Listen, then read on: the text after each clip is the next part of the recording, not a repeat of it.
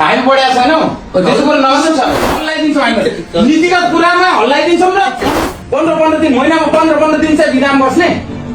एउटा चाहिँ कर्मचारी व्यवस्थापन गर्न सक्नुहुन्न तपाईँहरूले तपाईँले मिडिया पब्लिसिटी कमाउनलाई बोल्नुभयो होला तपाईँका सारा गर्दो त्यो वीरेन्द्रनगर नगरपालिकाका सारा गर्दो भोक्तभोगी भएको एउटा अध्यक्ष म जनताको नौकर हो जनताको नौकर हो हामी जनताको सेवक हो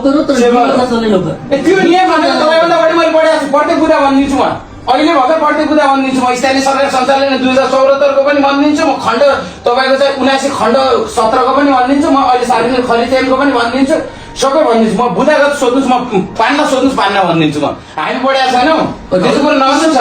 तपाईँले आफ्नो ब्याकग्राउन्ड चेक गरेर विनोद सिंह विष्ट वडा अध्यक्ष भनेर भन्नुभयो विनोद सिंह विष्टको ब्याकग्राउन्ड चेक गर्नु होला हल्लाइदिन्छौँ हामी हल्लाइदिन्छौँ हामी नीतिगत कुरामा हल्लाइदिन्छौँ र अनुशासित गराउने कुरामा र सुशासनको कुरा स्थापित गर्ने कुरामा वीरेन्द्रनगर नगरपालिकाको सबल बनाउने कुरामा चाहिँ हामी आफू सुझबुझ प्रयोग गरेर